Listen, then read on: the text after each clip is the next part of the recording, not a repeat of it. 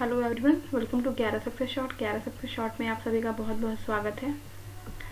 जैसा कि आप देख सकते हैं कि हम लोग जो हैं कर रहे हैं यूपी टीटी के लिए मैथ्स के क्वेश्चंस, और मैंने आपको बताया भी है कि ये जो क्वेश्चंस कराए जा रहे हैं ये प्रीवियस ईयर पेपर से रिलेटेड सारे क्वेश्चंस, और उसके अलावा उसी बेसिस पे जो क्वेश्चंस बन सकते हैं आपके टीटी में सिर्फ मैथ्स का सेक्शन क्वालिफाई करने के लिए, और क्वालिफाई करने के लिए ही नहीं, आप इसमें मैथ्स में काफ़ी अच्छा स्कोर कर सकेंगे अगर आप इतने क्वेश्चंस को लगा लेते हैं। इसमें हर तरह के क्वेश्चंस आपको देखने को मिलेंगे।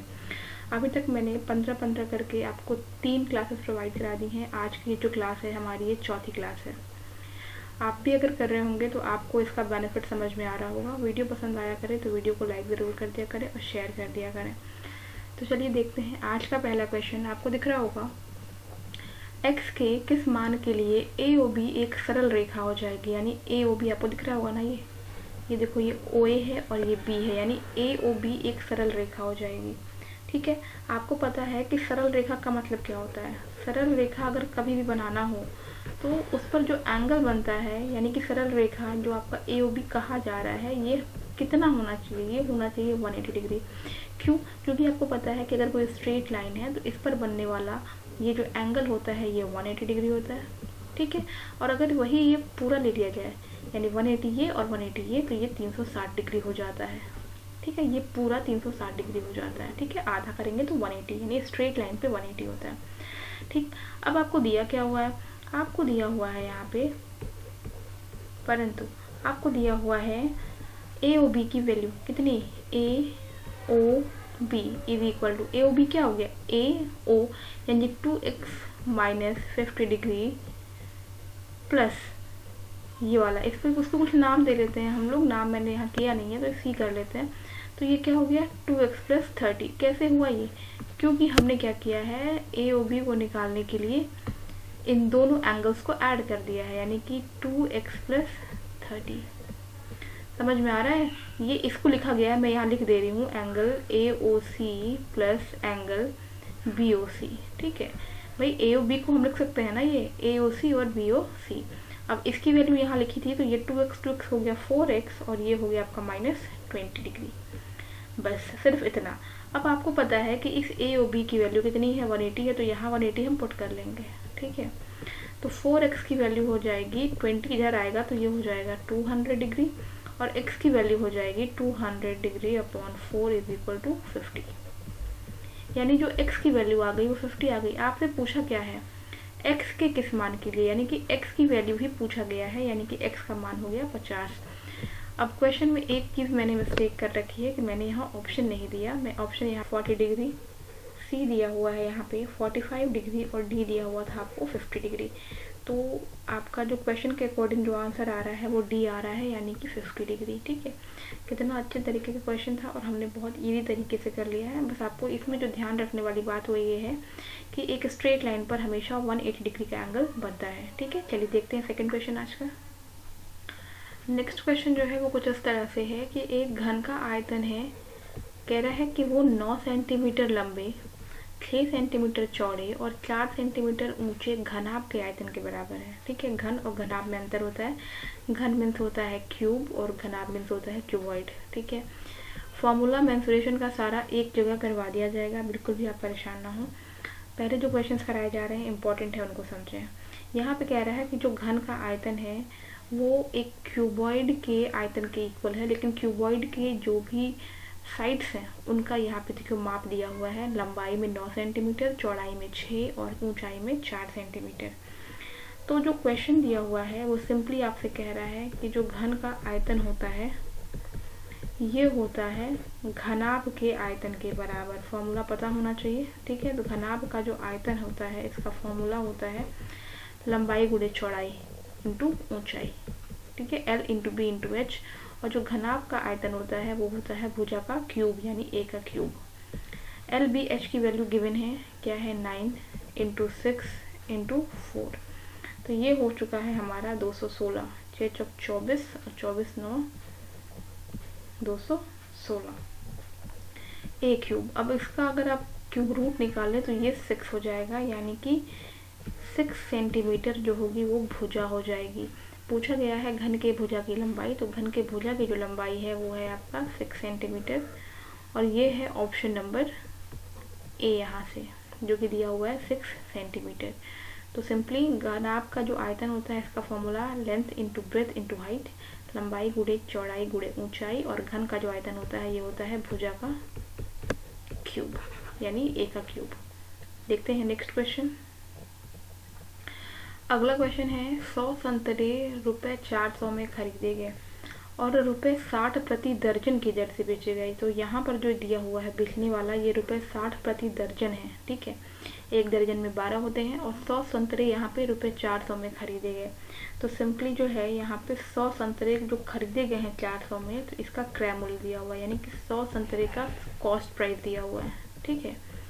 क्रय मूल्य यानी कि सीपी ये दिया हुआ है आपका रुपए 400। तो 100 का अगर 400 है, तो अगर हम एक संतरे का क्रय मूल्य निकालना चाहें यानी कि कॉस्ट प्राइस निकालना चाहें तो कितना हो जाएगा 400 बटा 100, यानी कि एक संतरे का दाम हो गया रुपए 4। सिंपल था।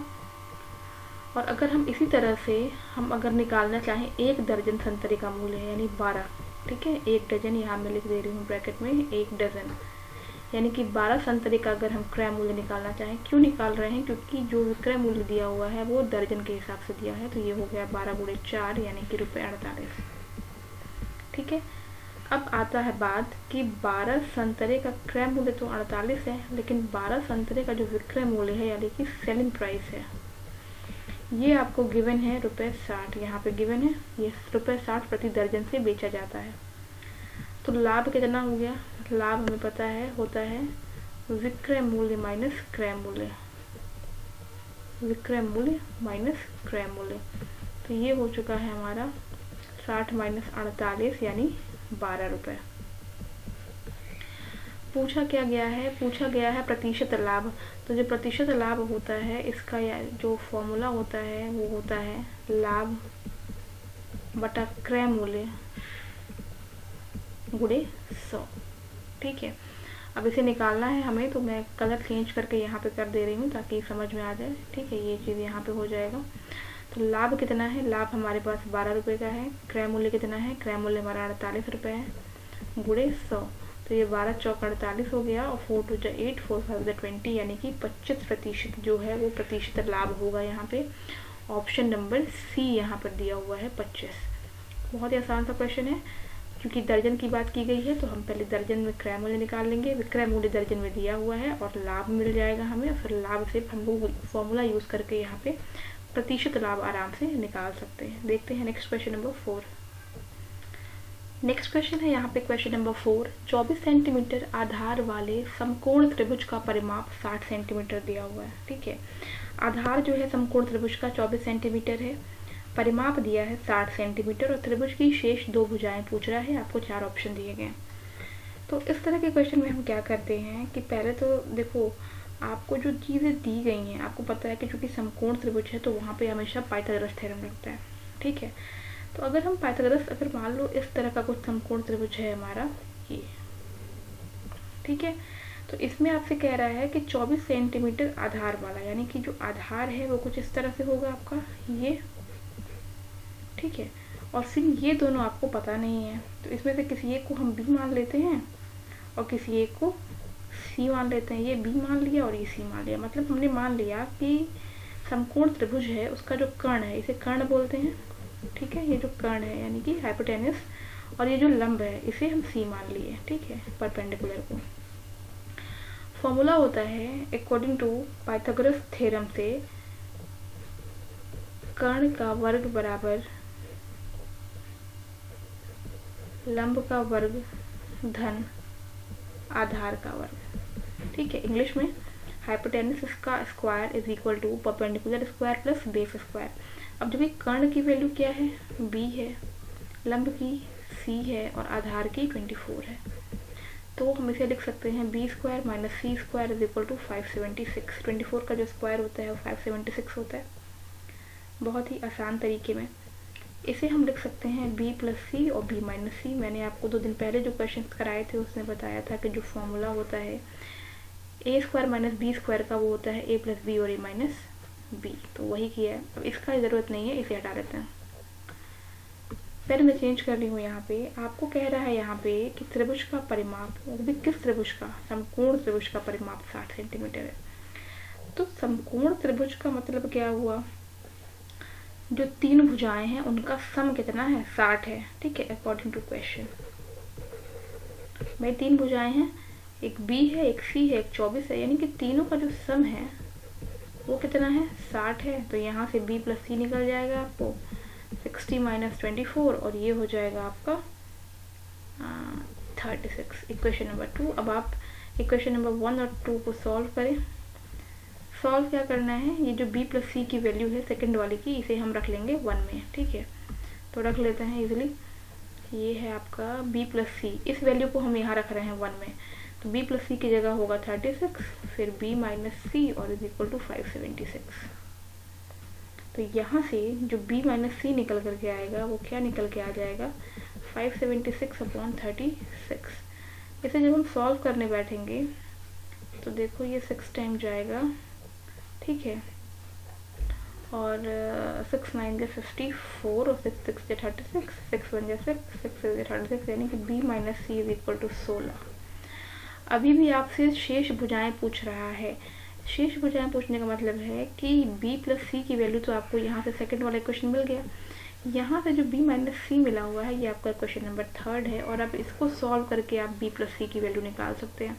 जगह नहीं है तो मैं क्वेश्चन को इरेज कर रही हूँ, ऑप्शंस छोड़ दे रही हूँ यहाँ पे, ठीक है, क्वेश्चन इरेज कर रही हूँ, ऑप्शंस छोड़ दे रही हूँ। तो अब देखो सॉल्व करेंगे इसे हम, अगर मैं कलर चेंज कर लिया है मैंने, b plus C is equal to 36 और b minus C is equal to 16, C cut गया तो ये हुआ 2p इज इक्वल टू 52, यानी b की वैल्यू आ गई 2 2 जा 4, 2 6 जा 12।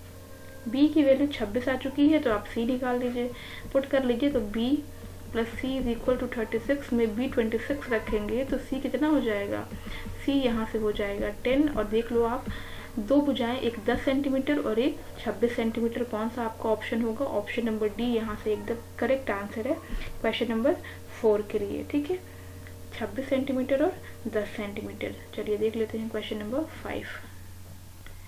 नेक्स्ट है क्वेश्चन नंबर 5। देखिए दो क्वेश्चन जो है बहुत ही आसान। यदि x के x% का मान 36 है, सिंपली जो क्वेश्चन में कह रहा है x का मतलब गुणा x% मतलब x बाई 100, ये वैल्यू कह रहा है 36 है, तो x का मान, तो इसका क्रॉस मल्टीप्लाई करेंगे तो ये X square is equal to 36 100 हो जाएगा, और जब वर्गमूल निकालेंगे तो x इज इक्वल टू 60 हो जाएगा, क्योंकि 60 का वर्ग जो होता है वो 3600 होता है। तो सिंपली यहाँ पे जो x की वैल्यू 60 है, यानी ऑप्शन नंबर सी यहाँ से एकदम करेक्ट हो जाएगा। नेक्स्ट आपसे पूछ रहे हैं 272 का स्क्वायर माइनस 128 का स्क्वायर का वर्गमूल क्या होगा। ऑप्शन 4 दे रखे हैं, ए 400, बी 240, सी 225 और डी 144। तो इसमें मैंने आपको एक फार्मूला बताया था, फिर से वही फार्मूला, देखो हर जगह वही फार्मूला हम लोग यूज़ कर रहे हैं। A square minus B square, simply क्या होता है ए प्लस बी और ए माइनस बी, तो निकालिए। ए प्लस बी क्या हो जाएगा 272 प्लस 128, और ए माइनस बी हो जाएगा 272 माइनस 128। इसको हम ऐड करेंगे तो 8 2 10 हुआ, 7 3 10 हुआ, और 2 3 1 4 हुआ, 400। 12 में से 8 गया 4, और 6 में से 2 गया 4, ठीक है, और यहाँ पे 1, यानी कि 400 और 144 आ चुका है आपका। अब इसका आपको पता है कि जो 400 होता है और ये 144 होता है, जो कि वर्गमूल पूछा है आपसे, यानी कि ये जो वैल्यूज़ हैं वो आपकी कहाँ चली जाएंगी, अंडर रूट में। क्यों? क्योंकि आपसे पूछा है वर्गमूल, तो वर्गमूल का मतलब क्या होता है कि ये जो वैल्यूज़ हैं ये आपकी हैं अंडर रूट में, ठीक है, तभी तो आप वर्गमूल निकाल सकते हैं। तो अंडर रूट 400 को हम लिख सकते हैं रूट के बाहर 20, और 144 को लिख सकते हैं 12, तो ये हो गया 240। और आप देख सकते हैं कि ऑप्शन नंबर बी जो है आपका 240 दिया हुआ है, इसका मतलब है कि ऑप्शन नंबर बी जो है यहाँ से इसका एकदम करेक्ट आंसर हो जाएगा। देखते हैं नेक्स्ट क्वेश्चन नंबर 7। अगला क्वेश्चन कह रहा है क्वेश्चन नंबर 7 कि 36, 54 और 60 का सबसे छोटा जो सार्वगुणज है उसमें 90 से भाग देने पर क्या आएगा। तो सार्वगुणज मतलब होता है इसका आप एलसीएम निकाल लीजिए, ठीक है, यानी लॉसर। तो देखिए 36, 54 और 60, इसका हम लॉसर निकालने का कोशिश करते हैं तो क्या आएगा। स्टार्ट करते हैं छोटे नंबर से यानी 2 से, तो 2 1 2, 2 8 16, 2 2 4, 2 7 14, 2 3 6 और 0, 2 9 18 27, 2 1 2, 2 5 10, सभी कट गए हैं। अब 3 से काटेंगे, 3 3 9, 3 9 27, 3 5 15, 3 1 3, 2 3 9, 3 5 15, और अब एक बार 3 से और एक बार 5 से। ठीक है, तो ये आपका निकल चुका है लसा। ठीक है, तो लसा जो है यहाँ से कितना हो जाएगा, लसा क्या, इसकी वैल्यू डायरेक्टली लिख लेते हैं। इसकी जो वैल्यू हो जाएगी वो देखो, 2 जो है 2 टाइम्स है और 3 जो है वो 3 टाइम्स है और 1 टाइम 5 है। तो कितना हो गया ये आपको देखो, 5 3 15 हुआ, 15 3 45 हुआ, और ये हो गया आपका 12, यानी 45 इंटू जो 12 हो गया, इसकी वैल्यू हो गई आपकी 540। अब कह रहा है इसमें हम 90 से भाग देंगे।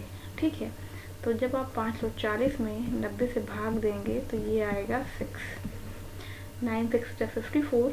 तो ऑप्शन देखो 6 जो है ऑप्शन नंबर डी दिया हुआ है, मतलब कि ऑप्शन नंबर डी जो है यहाँ से एकदम करेक्ट ऑप्शन है इसका। ठीक है, देखते हैं next question number 8। Next question आपको दिख रहा होगा, क्वेश्चन नंबर 8 कह रहा है कि एक ही माप की 23 बोतलों में 51 लीटर और 750 मिलीलीटर दूध भरा जाता है। अब ऐसे अगर 16 बोतलें हैं तो उसमें दूध की मात्रा कितनी होगी, और आपको 4 ऑप्शन दिया गया है। ठीक है, सबसे पहले तो ये जान लो, जो 23 बोतलें हैं उसमें जो दूध की मात्रा है वो 51 लीटर और 750 मिलीलीटर है। इसको ध्यान में रखना है, यानी कि जब 23 बोतल में इतना है, ठीक है, तो एक बोतल में, मैं पूरा स्टेटमेंट नहीं लिख रही हूँ, ध्यान रखिएगा। ठीक है, पहला जो स्टेटमेंट होगा वो ये हो जाएगा, यहाँ पे जो स्टेटमेंट होगा ऊपर वाली लाइन पे, कि 23 बोतल में दूध की मात्रा 51 लीटर 750 मिलीलीटर। ठीक, तो एक बोतल में दूध की मात्रा कितनी हो जाएगी, 51750 अपॉन 23, कितना, मिलीलीटर। सिंपल है, 51 लीटर और 750 मिलीलीटर को हमने लिखा हुआ है मिलीलीटर पे चेंज करके। ठीक है, अपॉन 23। अब सिंपल 16 बोतलों में दूध की मात्रा कितनी हो जाएगी, तो हम किससे मल्टीप्लाई करेंगे, मल्टीप्लाई कर देंगे 16 से, यानी इसका जो है 16 का क्रॉस मल्टीप्लाई करेंगे यहाँ, 16 गुणे 51750 अपॉन 23। तो ये जो है आपका कुछ कट भी जाएगा, 23 से ये संख्या कट जाएगी, कितनी बार कटेगी देख लेते हैं, 23 से 51750 2 टाइम जाएगा, तो ये हो गया 46, यहाँ 5 आया और ये 7 आया। ठीक है, अभी भी 3 टाइम्स तो जाने से रहा, तो ये 2 ही टाइम कट करते हैं इसको, तो ये आपका हो गया फिर से 46, तो ये हो गया 1 1 और ये 5, और अब 5 बार जाएगा तो ये 115 हो जाएगा, यानी 2250 आया। ठीक है, 16 इंटू 2250। ठीक है, 23 से ये कटा। तो अब इसके बाद से 16 का हम 225 में अगर गुणा करेंगे तो 3600 आना चाहिए, तो नहीं होता देख लेते हैं, 225 गुणे 16, 6 5 30, तो ये 15 और ये 13, 5 2 और 2, 0 0 6 और 3, यानी कि 36,000 मिलीलीटर। ठीक है, 36,000 आपके ऑप्शन में नहीं है, इसका मतलब ये 36 लीटर हो जाएगा। 36 लीटर हमारे ऑप्शन में है, तो ये जो ऑप्शन बन रहा है वो बन रहा है ऑप्शन नंबर ए, यानी 8वें का जो आंसर हो जाएगा वो हो जाएगा ऑप्शन नंबर ए। देखते हैं next question number 9। Next question है क्वेश्चन नंबर 9। यहाँ पे कह रहा है आपको, देखो थोड़ा अलग तरह का क्वेश्चन है, यदि 30028 इज इक्वल टू 28 इकाई प्लस 28,000 प्लस डैश करके दिया हुआ है दहाई, तो रिक्त स्थान यानी कि यहाँ पे जो डैश दिया है इसमें क्या भरा जाएगा। तो इस तरह का क्वेश्चन जब भी करना होता है तो आप जो वैल्यूज दी हुई हैं उनको लिख लीजिए, 300 और ये 2 और 8 दिया हुआ है। ठीक है, इज इक्वल टू 28 इकाई का मतलब 1 प्लस 28,000 का मतलब 1000 प्लस डैश दिया है तो इसे हम x मान लेते हैं, और दहाई का मतलब 10। अब आपको इसको सॉल्व कर लेना है, तो ये सारी चीज़ें हम एक तरफ रख लेते हैं 10x को, और ये जो आपका है 30028 और ये वाली वैल्यू जो है इसको ऐड करके और माइनस करके हम इधर लाएंगे, यानी ये 28,000 और ये 28, यानी कि ये हो गया 28028। तो 10x की वैल्यू जो यहाँ से हो जाएगी वो आपकी हो जाएगी माइनस कर लेते हैं 0 0, और ये आपका आ गया 0, और फिर इसके बाद से जो है 10 में से 8 गया 2, यानी 2000, यानी x की वैल्यू आ गई 2000/10 यानी कि 200।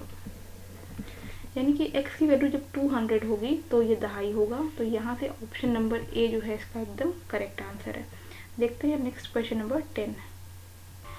नेक्स्ट क्वेश्चन है क्वेश्चन नंबर 10। 3.5 सेंटीमीटर व्यास वाले वृत्त की परिधि, यानी व्यास डायमीटर दिया हुआ है तो हम निकालेंगे त्रिज्या यानी कि रेडियस। त्रिज्या जो होती है वो व्यास की आधी होती है, यानी कि 3.5/2, ये त्रिज्या हो गई। तो अब इसको जो है ज़्यादा करने की ज़रूरत नहीं है, ठीक है, क्योंकि जो पूछा गया है वो आपसे, अच्छा अगर त्रिज्या नहीं निकालोगे तब भी काम चल जाएगा, क्योंकि आपसे पूछा क्या गया है, वृत्त की परिधि पूछी गई है ना, वृत्त की परिधि जो कि होता है 2πr, ठीक है। और जो त्रिज्या जो है, यानी जो आपकी त्रिज्या होती है वो क्या होती है, व्यास की आधी, और जो व्यास होता है वो त्रिज्या का दोगुना होता है। तो यानी 2r दिया ही हुआ है, जिसको निकालने की आवश्यकता नहीं है, ठीक है। तो यहाँ से ये हो गया 2r × पाई। 2r की वैल्यू गिवन है आपको 3.5, पाई की वैल्यू आप चाहिए तो इसको रख सकते हैं 22/7, तो ये 7 और ये 0.5। तो यहाँ से 22 × 0.5 की जो वैल्यू आएगी वो आएगी 11 सेंटीमीटर, और आप देख सकते हैं कि 11 सेंटीमीटर जो है वो ऑप्शन नंबर बी यहाँ से करेक्ट है। नेक्स्ट है क्वेश्चन नंबर 11, सिंप्लीफिकेशन है, ये सरल करना है। तो चलिए जल्दी से सरल कर लेते हैं। ये हुआ आपका 1/3 प्लस 7/9 डिवाइड, पहले मल्टीप्लाई को सॉल्व करते हैं। तो 7/10 मल्टीप्लाई बाई 4 मतलब 4 और 5 यानी 5/4, तो ये हुआ 5 to the 10। तो अब क्या हो गया 1/3 प्लस 7/9 और डिवाइड बाई 7/8। पहले डिवाइड को करेंगे, तो जब डिवाइड करेंगे तो ये हो गया 1/3 प्लस 7/9 मल्टीप्लाई उलट देंगे 8/7, 7 7 कट गया। अब आया 1/3 प्लस 8/9, सॉल्व करने के लिए 9 ले लेंगे, तो ये 3 प्लस 8 यानी कि 11/9। अब 11/9 को अगर हम लिखना चाहें पॉइंट में तो ये हो जाएगा आपका 9 1 जा 9। इसका मैंने ऑप्शन नहीं लिखा है, आप चाहिए तो इसको होल में कर सकते हैं सीधे सीधे करके। तो ये होल में हो जाएगा आपका 1 होल 2/9, ठीक है, 1 होल 2/9। और जो इसका ऑप्शन था वो कुछ इस तरह से था 7/9, बी 1 होल 2/9 जो कि इसका करेक्ट आंसर है, सी 17/9, और जो डी आंसर था वो था 7/9। तो यहाँ से ये 1 होल 2/9 जो है इसका करेक्ट आंसर हो जाएगा क्वेश्चन नंबर 11 का। नेक्स्ट देखते हैं हम लोग क्वेश्चन नंबर 12। अगला क्वेश्चन आपको दिख रहा होगा, यहाँ पे एक फोटो दी हुई है, यानी चित्र दिया हुआ है, भाई फोटो नहीं है चित्र दिया हुआ है, फिगर दिया हुआ है। संलग्न चित्र में कोण ए का मान, यहाँ पे आपको एंगल ए की वैल्यू बतानी है, आपको दिख रहा होगा। बाकी सारी चीज़ें जो एंगल बी और सी है वो 108 दिया हुआ है, ठीक है। तो आप सबसे पहले ले लो त्रिभुज ए मत लो, छोटा वाला लो OBC, ठीक है। OBC में त्रिभुज के तीनों अंतःकोणों का योगफल 180 अंश होता है, यानी कि x प्लस वाई प्लस 108, ठीक है, यानी BOC। ये आपका 180 अंश हो गया। तो यहाँ से x प्लस वाई की वैल्यू क्या आ गई 180 माइनस 108, यानी कि 10 में से 8 गया 2 और ये 7, यानी x प्लस वाई की जो वैल्यू आ गई वो आ गई 72 डिग्री। अब आपसे कह रहा है, क्योंकि आपको पता है कि त्रिभुज के तीनों अंतःकोणों का योगफल 180 होता है, तो अब हम लेते हैं इन ट्रायंगल ABC, यानी कि बड़े वाले त्रिभुज में। बड़े वाले त्रिभुज में ये आपका एंगल A है, इसकी वैल्यू को पता नहीं है, तो एंगल A को ऐसे ही रख लेते हैं प्लस एंगल B कितना है, ये x और ये x मिला के 2x। एंगल C कितना है, y मिला के 2y और इसकी वैल्यू 180 डिग्री। तो यहाँ से जो वैल्यू हो जाएगी 2 कॉमन ले लें तो x plus Y plus angle A is equal to 180 degree. Angle A की वैल्यू जो है यहाँ से क्या हो जाएगी, अब x प्लस वाई की वैल्यू आप चाहिए तो यहाँ से इक्वेशन नंबर 1 से 72 हम यहाँ पुट कर लें, तो 2 × 72 प्लस ये हो गया 180 डिग्री। अब यहाँ से क्या हो जाएगा 2 2 जा 4, 2 7 जा 40 plus angle A is equal to 180 degree. अब यहाँ से एंगल A की वैल्यू हो जाएगी 180 माइनस 144, यानी कि 36 डिग्री, और 36 डिग्री जो है ऑप्शन नंबर बी जो है इस क्वेश्चन का एकदम करेक्ट आंसर हो जाएगा। यानी क्वेश्चन नंबर 12 का जो आंसर हो जाएगा वो हो जाएगा ऑप्शन नंबर बी। नेक्स्ट हमारा है क्वेश्चन नंबर 13। नेक्स्ट क्वेश्चन कह रहा है क्वेश्चन नंबर 13 की एक घनाभ के 3 संगत फलकों के क्षेत्रफल क्रमशः दिए हुए हैं x, y और z। ठीक है, घनाभ का आयतन पूछ रहा है।